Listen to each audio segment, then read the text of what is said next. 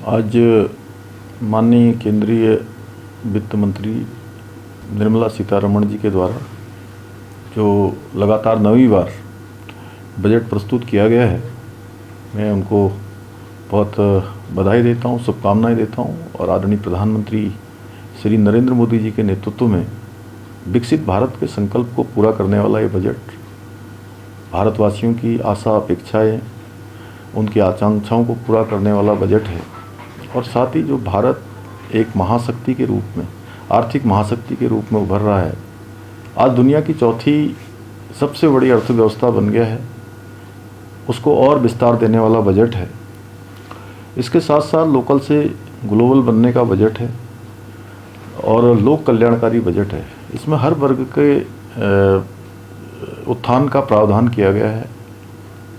हर राज्य का, वहाँ की परिस्थितियों का पूरी तरह से ध्यान करते हुए इस बजट को बनाया गया है।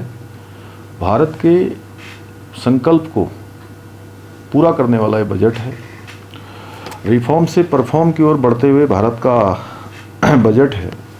और हमारे लिए, चूँकि हमारे राज्य उत्तराखंड से आदरणीय प्रधानमंत्री जी का विशेष लगाव है और उनके प्रधानमंत्री बनने के बाद अनेक योजनाएं हमारे राज्य के लिए स्वीकृत हुई हैं।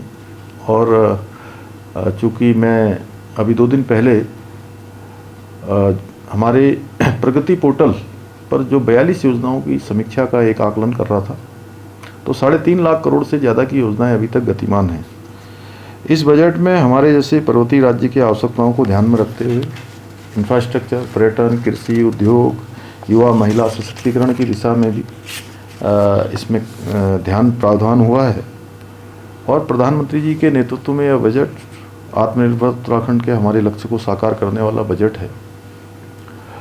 इस बजट में गत वर्ष की तुलना में राज्यांश बढ़ा है। लगभग 1850 करोड़ से अधिक की धनराशि हमको इसमें मिलने वाली है।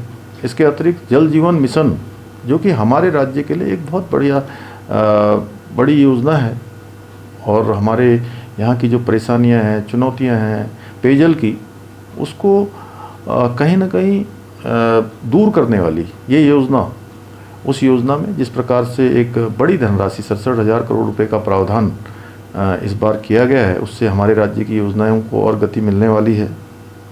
इसके साथ साथ ये बजट विशेष रूप से इसलिए भी महत्वपूर्ण है कि हमारे राज्य को जो अतिरिक्त संसाधन है राज्य के विकास कार्यों के लिए, वो इससे प्राप्त होंगे। और बैठक से पहले जो माननीय वित्त मंत्री जी की अध्यक्षता में बजट पूर्व एक सभी राज्यों के सुझाव लिए गए थे, उनसे वार्ता की गई थी। हमारे यहाँ से भी जो उनसे अनुरोध किया गया था कि जो शासकीय है scheme for special assistants to state for capital investment, इसका विस्तार किया गया है, बल्कि इसको पहले से बढ़ाकर 1,85,000 करोड़ रुपये कर दिया गया है। यह ब्याज मुक्त योजना विगत वर्षों में उत्तराखंड के लिए बहुत लाभकारी रही है। इसी प्रकार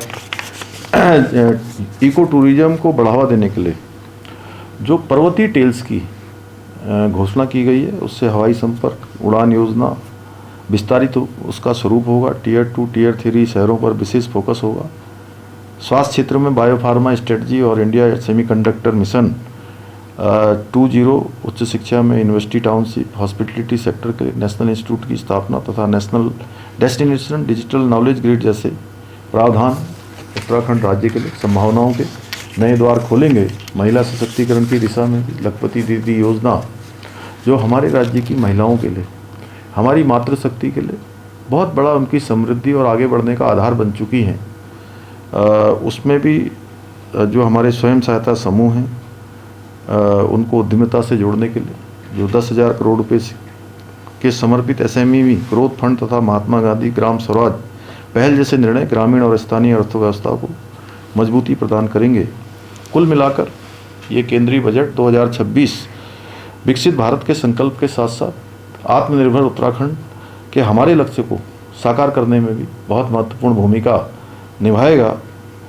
राज्य सरकार केंद्र सरकार के साथ मिलकर पूरे समन्वय के साथ इन योजनाओं के प्रभावी क्रियान्वयन को सुनिश्चित करेगी। मैं आदरणीय प्रधानमंत्री जी का और आदरणीय वित्त मंत्री जी का बहुत उत्तराखंड की जनता की ओर से उनका आभार व्यक्त करता हूँ, उनका अभिनंदन करता हूँ।